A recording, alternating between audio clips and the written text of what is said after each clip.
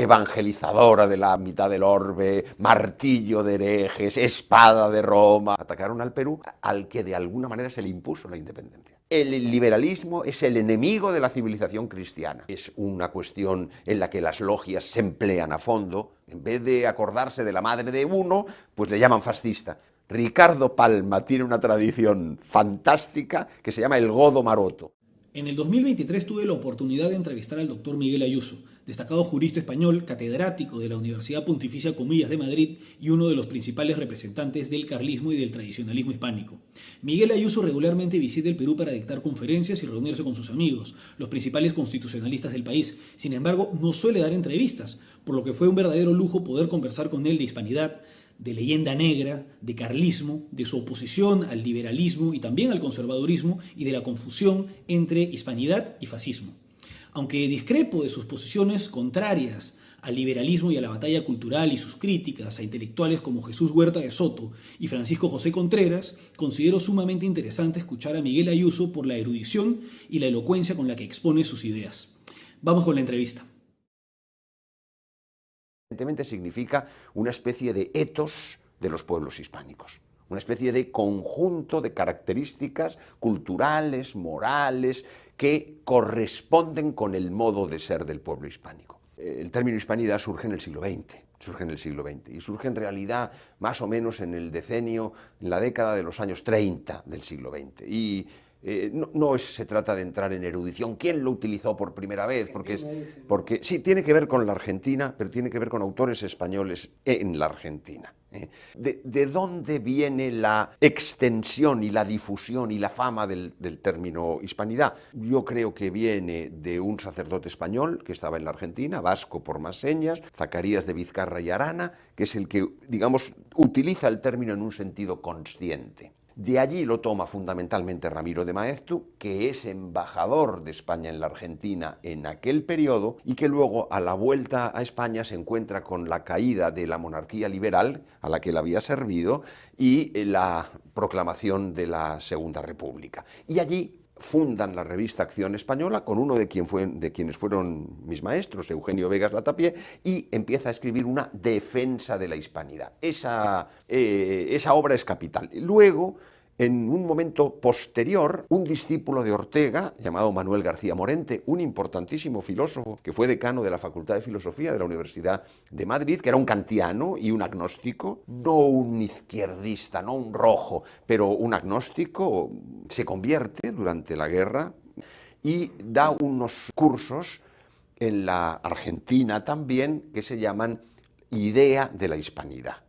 Entonces, fíjese, yo creo que con estos tres nombres tenemos lo que sería el primer lanzamiento del término hispanidad. Es un término de sustitución, sustituye a un concepto, en cambio, neto, que es la monarquía hispánica, que es un concepto político, no solo cultural, no solo religioso, sino político. Es un cuerpo político que se extiende a lo largo de la historia, pero que en un momento determinado quiebra. ¿Cuándo? Con las independencias.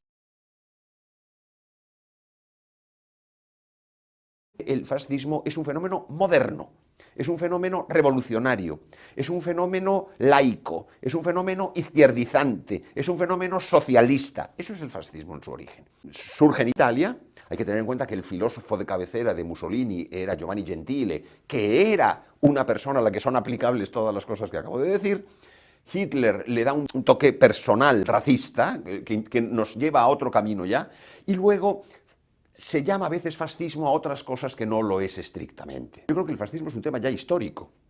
Es verdad que el mundo comunista y luego progresista y luego liberal enragé se ha empeñado siempre en ver fascistas por todas partes. Pero eso ya no es el fascismo, eso ya es una especie de injuria, ¿no? El fascismo como epíteto injurioso. En vez de acordarse de la madre de uno, pues le llaman fascista. Pero esto no es serio, porque desde el punto de vista de las categorías políticas hay que analizar las cosas de otra manera. No estoy hablando de fascismo en el sentido vulgar, ofensivo que se utiliza hoy, en el que incluso los marxistas son fascistas, ¿eh? Porque yo me acuerdo en España que decían ETA, el grupo terrorista marxista-leninista. Los fascistas de ETA, decía la prensa. ¿Pero qué fascistas? Son marxistas-leninistas, ¿no? Bueno, pero vamos al fascismo de verdad. El fascismo de verdad es un fenómeno plural, complejo, que se produce en los años 20-30 del siglo XX. Y está acotado temporalmente. Y después de la Segunda Guerra Mundial desaparece. La Falange era una especie de fascismo español, pero José Antonio I de Rivera era discípulo de Ortega y Gasset, es decir, de un liberal. La Falange es un fascismo español, pero un poquito pasado por agua. Y el franquismo no es un fascismo. El decreto de unificación entraría... El decreto de unificación fue una operación de poder, bajo la apariencia de la necesidad para ganar la guerra, que yo no lo discuto en unos primeros momentos, fue el momento para que Franco se apoderara de todos los instrumentos de poder y convertirse en el... suprimió dos proyectos políticos incompatibles y diferentes, que eran el carlismo y el falangismo. Los proyectos políticos sí eran incompatibles, porque lo que pasa es que había también otros que habían sido absorbidos en el momento, porque estaba la CEDA, era la democracia cristiana que se había fascistizado.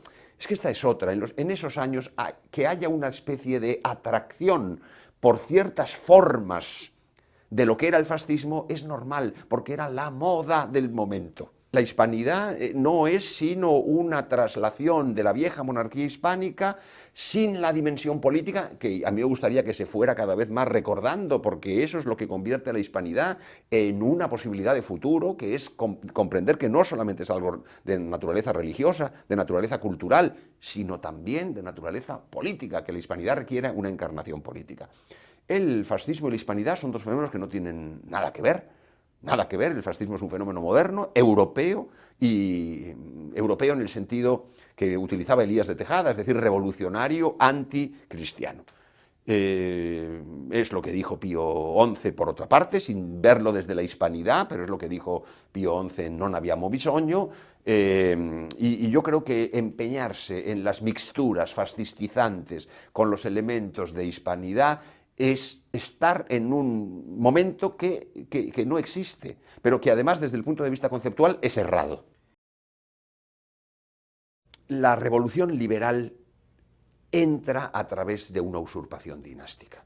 Fernando VII, cuando llega en 1814, deroga la Constitución de Cádiz y solo entre el 20 y el 23 tiene un gobierno liberal, pero porque le han dado un golpe de Estado y le han impuesto el liberalismo. Luego, entre el 23 y el 33, él tiene un mal gobierno, porque aunque en teoría está persiguiendo a los liberales, todos los liberales templados están en los grandes cargos y en los grandes puestos. Y por eso cuando muere Fernando VII se puede dar el golpe de mano con el que los liberales, a través de la usurpación dinástica, porque entre tanto cambian las reglas de sucesión y por eso su hija Isabel puede suceder en vez de su hermano Carlos, ¿no? En ese momento se produce una conexión entre usurpación dinástica y revolución liberal. Es ella la usurpadora del trono para los carlistas. A diferencia de Hispanoamérica, donde no hay un fenómeno político semejante, el carlismo sostiene una guerra constante contra el liberalismo. La primera guerra dura 7 años,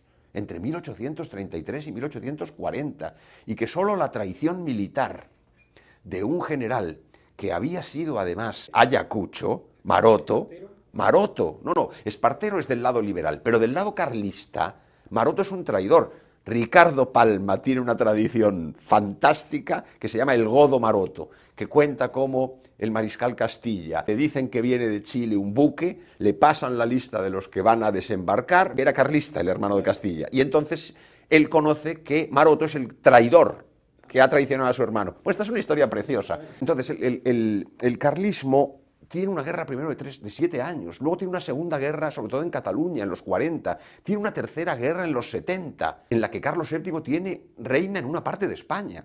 Estamos hablando realmente de la presencia de una fuerza política que cuando en los años 80 el carlismo ya abandona la vía militar, comienza la vía parlamentaria y tiene un grupo parlamentario importantísimo. El carlismo fue 3/4 partes de España en los años 30 y luego se fue restringiendo, pero siempre fue una potencia política, además encarnada en la figura de un rey. Esto es por lo que yo siempre he dicho que el antiliberalismo por antonomasia está en el carlismo.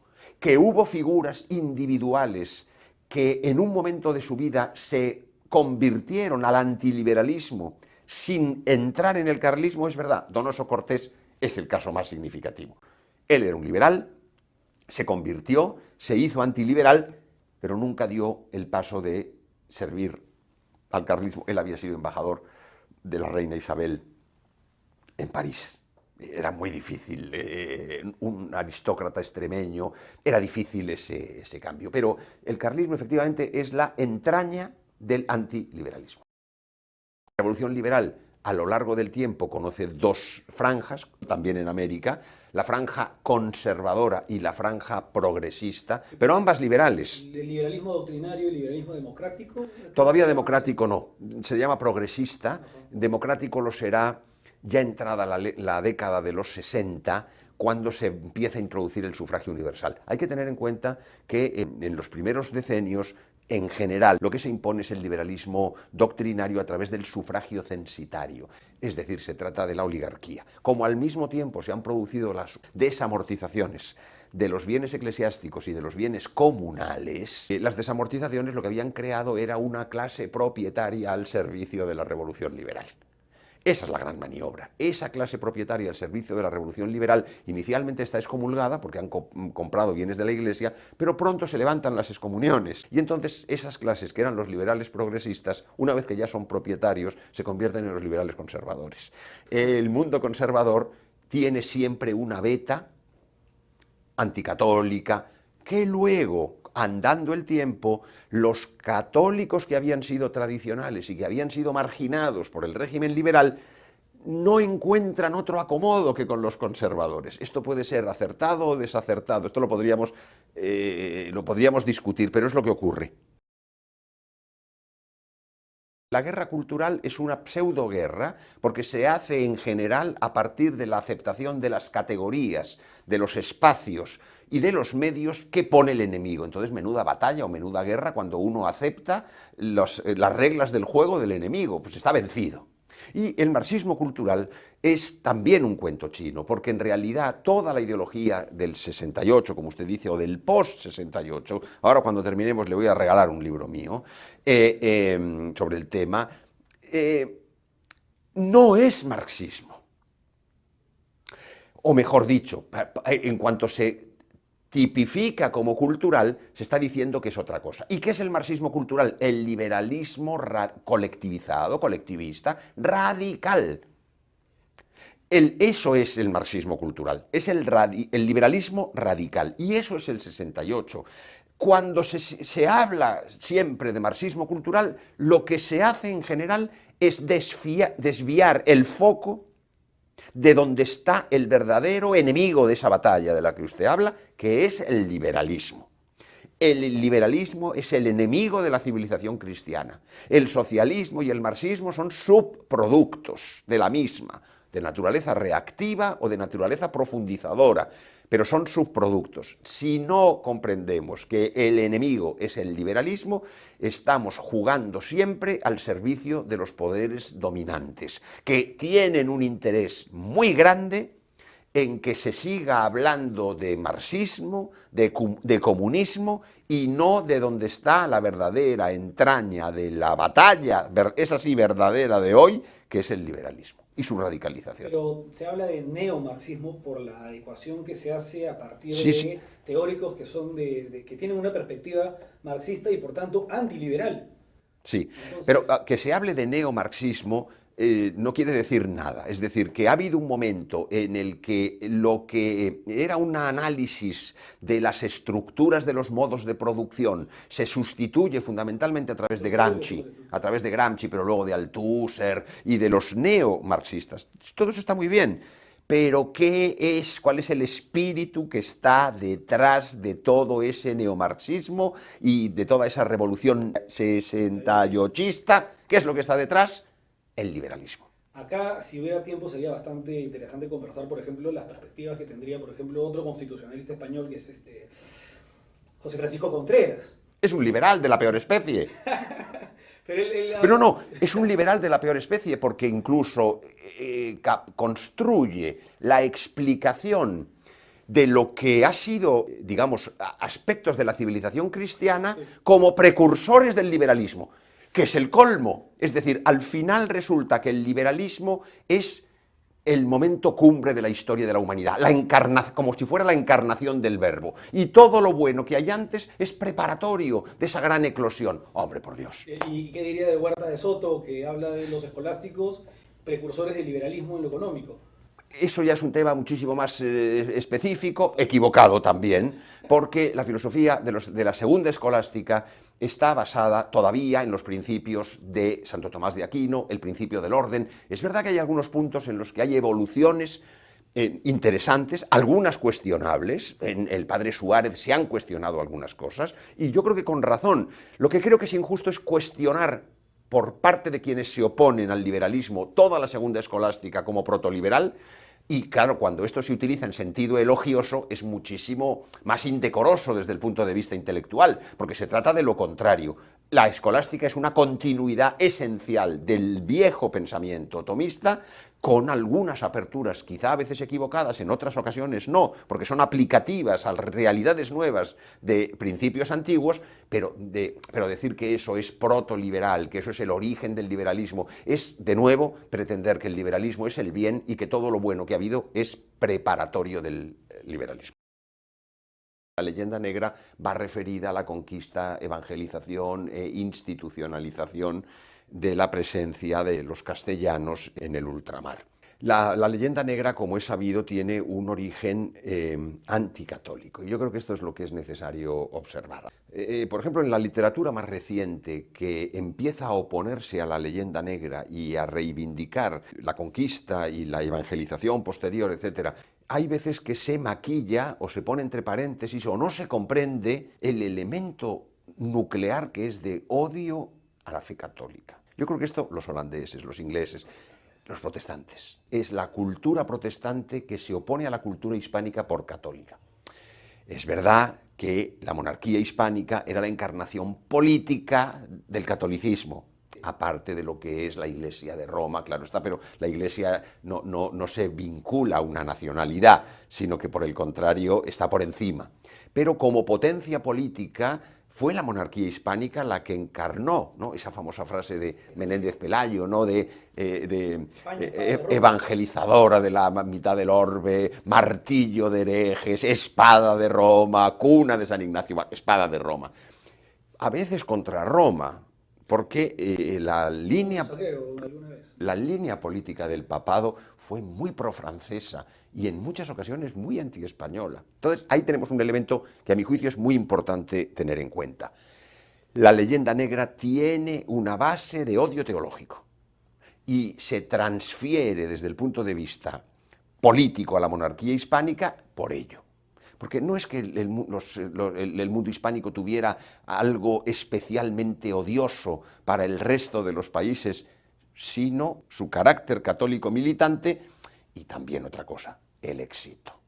En muchas ocasiones es el hecho de ser potencia el que genera resistencias en otros ámbitos. Por eso se habla bastante hoy en día de este nuevo concepto. Sí, ese término, imperofobia, que da nombre a un libro conocido, precisamente ese libro adolece de lo que estoy criticando, que es un libro hecho en términos laicos, de incomprensión de lo que es la Iglesia, y por tanto, en el fondo, de maquillaje de lo que fue la obra de España en América, que tiene un punto positivo, que es reaccionar contra la leyenda negra, pero es una especie de reacción tarada por un punto de partida erróneo. Ahora, además de ese libro, también hay una figura de un hispanista marxista, que no sé si usted esté al tanto, ¿no? Santiago Armesilla. Bueno, es una escuela, él pertenece a una escuela, sí, una escuela que evidentemente ha adquirido un cierto protagonismo en ciertos ámbitos culturales, que tiene representantes por lo general marxistas, pero que en ocasiones ha dado lugar también a representantes del otro lado, de una derecha, diríamos, liberal, aunque a veces no se reconoce como tal, y que es autoritaria y fascistizante, por así decir. No, yo creo que los presupuestos doctrinales de esa escuela son equivocados. Además, como utiliza una terminología hermética, resulta casi imposible la comunicación y el diálogo con ellos, porque llega un momento en el que con facilidad empiezan a decir no, porque este término quiere decir... En cuanto nos cerramos en un lenguaje hermético, resulta muy difícil la comunicación. Sí, es evidente que también existen rupturas de esa homogeneidad de lo que fue la leyenda negra, también de lados heterodoxos. A mí me interesan más los de la ortodoxia doctrinal y política, pero no porque yo pretenda que hay una ortodoxia definida, sino porque se corresponde con la verdad histórica, sin lentes, sin mediaciones que impiden la comunicación. En la independencia la leyenda negra opera desde el esquema de la revolución liberal. Los realistas, absolutistas, malvados, y del otro lado los patriotas, los libertadores, todo el discurso de absolutistas y liberales con el cual se ha interpretado también la historia europea, que se traslada aquí. Lo que ocurre es que en el mundo hispanoamericano existe, junto con esta lectura, que es la lectura más habitual, existe otra lectura que es la del mundo conservador, que es la que pretende decir, sobre todo en Argentina, que de alguna manera la representación de la vieja tradición española estaba, por ejemplo, en la Revolución de Mayo, en Buenos Aires, contra el nombre del rey inicialmente. Sí, pero bueno, eso es la máscara de Fernando VII. Y luego, cuando se pretende que eso lo hacían por las doctrinas escolásticas del padre Suárez, pues es la máscara de Suárez. Bueno, evidentemente esa lectura conservadora de la independencia es una lectura que, aun teniendo algunos elementos ciertos, en su conjunto resulta equivocada y perturbadora de la explicación de por qué ocurrieron las cosas y por qué ocurrieron después las cosas que ocurrieron. Porque lo que es evidente es que toda la historia posterior del siglo XIX es la historia del liberalismo, con algunas resistencias católicas menores, pero que después de haber perdido la tradición política de la monarquía, no tenían otro punto de enganche que el papado. Es el ultramontanismo, que es uno de los temas más interesantes, a mi juicio, de la historia cultural, política y religiosa hispanoamericana, pero huérfanos de poder político y dependiendo exclusivamente de un poder espiritual que ya no tenía trascendencia política, es el liberalismo el que impera en toda la vida de los pueblos hispanoamericanos. Cuando vuelve Fernando VII se comienza una reacción a veces equivocada, porque también había masonería del lado realista, esto es evidente, esto es indiscutible, no se trata de negar eso.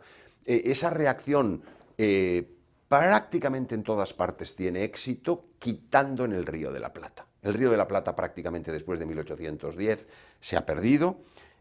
Todavía en Chile hay una reacción, en el Perú, como hemos dicho, en realidad no hubo intento independentista, y en la Nueva Granada y en México también hubo reacción realista que permitió recomponer. Si en 1820 la masonería, a través del comandante Riego, que tenía que venir con algunas tropas a América, 20.000, me parece. Sí, hubiera cambiado el signo militar de la guerra civil de independencia, fue un golpe de Estado, sí, que destruyó y que impidió, digamos, salvar la cosa. Después del año 20 cambia todo, porque los propios realistas que están combatiendo contra los liberales y contra los independentistas se dan cuenta que en Madrid se ha impuesto el liberalismo radical. El trienio liberal. Y ese es el desastre completo, que cuando en el 23 las tropas de la Santa Alianza, aplicando el Tratado de la Santa Alianza, que es ulterior al Congreso de Viena, entran en España y liberan al rey, ya es tarde. La monarquía hispánica no conoció el absolutismo, conoció prácticas absolutistas, pero no conoció el principio del absolutismo como tal. Quizá al final del reinado de Carlos III y un poco de Carlos IV se produce, pero yo no soy tan antiborbónico como algunas lecturas de Menéndez Pelayo o de mi maestro Elías de Tejada, que creo que con buena voluntad, oponían la época de oro, que es la de los Habsburgo, la de los Austria, a la época de los Borbones. Pero es que los Borbones no son una nueva dinastía, es la continuación de la vieja dinastía.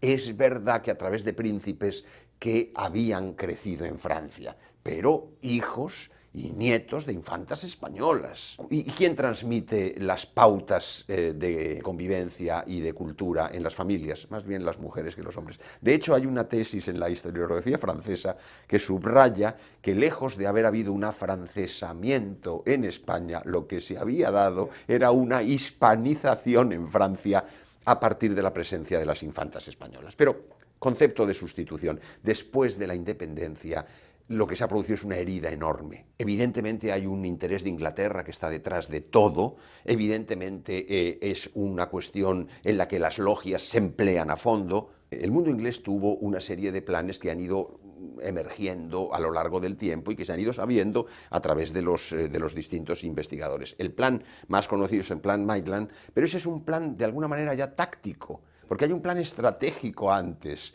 que es más desconocido y del que en el fondo el plan Maitland sería una aplicación posterior. Trata de un viejo texto de principios del siglo XVIII, anónimo, que se llama A Proposal for Humbling Spain, una propuesta para humillar a España. Y no dice quién lo escribe, dice written by a person of great distinction, escrito por una persona de gran distinción, que evidentemente tenía una gran información. Evidentemente, también tiene algunas cosas que son ingenuas, leídas desde hoy, pero que es muy atractivo para comprender cómo pensaban los ingleses. Evidentemente, el plan no se refiere a América del Norte, ese es el plan para Sudamérica. Naturalmente, allí lo primero que se evidencia es la importancia que le dan al Río de la Plata. Entonces, el Río de la Plata es el instrumento, pero lo que subraya a continuación este plan es que hay tres grandes elementos dentro del poderío español en Sudamérica. Uno es los metales preciosos, que se producen en el Alto Perú, también en parte del Perú, pero esa era la fuente que los ingleses habían determinado como esencial. Pero decían que la minería implicaba un desgaste enorme para el minero y que eso requería, por una parte, por eso digo que hay aspectos un poco ingenuos pero interesantes, un aporte energético para poder desempeñar una tarea tan dura, y ese aporte energético tenía que venir de la ingesta de carne del vacuno que estaba en las pampas del Río de la Plata. Entonces ya tenemos la minería, tenemos por otra parte el vacuno, y al mismo tiempo los pulmones de los mineros quedan dañados por la labor y entonces tienen que regenerarse a través de la yerba mate del Paraguay. Y entonces lo que dice este señor inglés es que es necesario que estas tres fuentes de producción no estén en las mismas manos. Y es así. Separan la minería, Bolivia. Separan el Río de la Plata incluso en dos, porque la banda oriental del Río de la Plata, lo que llamamos el Uruguay hoy, se separa para que la gran entrada al Río de la Plata, que es el comercio fluvial, no esté en unas únicas manos. Y entonces ya es Buenos Aires por un lado y Montevideo por otro. Entonces, digamos, existen planes ingleses que más o menos se ejecutaron. Y luego la idea que usted recordaba es la idea acertada. Se trataba de atacar al Perú desde el norte y desde el sur. Bueno, esto es lo que ocurrió. Bolívar desde el norte, San Martín desde el sur, atacaron al Perú, al que de alguna manera se le impuso la independencia. Como hemos podido apreciar, Miguel Ayuso se opone al liberalismo en buena medida por el hecho de que fueron los liberales quienes quebraron el mundo hispánico. A grandes rasgos, el liberalismo fue el pensamiento político que justificó las independencias, al margen de la posición monárquica liberal que se materializó en la Constitución de Cádiz, postura política a la que también se opone Miguel Ayuso. En cuanto a España, el liberalismo se consolidó políticamente a través de una usurpación dinástica que llevó al reinado de Isabel II y a la consecuente rebelión de los partidarios de su tío, Carlos María Isidro de Borbón, quienes serían denominados los carlistas. Una posición política que sería importantísima durante el siglo XIX en España, que aún existe y que reivindica valores tradicionales opuestos al liberalismo. Por eso Miguel Ayuso, como carlista, se opone al liberalismo y también al conservadurismo, al que ve como una especie de liberalismo moderado que busca conservar el estado surgido de la Revolución Liberal. Finalmente, para Miguel Ayuso el marxismo, el fascismo y la cultura woke son subproductos del liberalismo, tanto de naturaleza reactiva como de naturaleza profundizadora, por lo que concluye que es en el liberalismo donde está la raíz del problema. Sin duda es una posición controvertida con la que podemos no coincidir, pero al mismo tiempo es una posición bastante interesante para conocer y tener en cuenta. Cuando Cristóbal Colón pasó por Lima bendita, escuché una jaranita que abajo el puente se armó.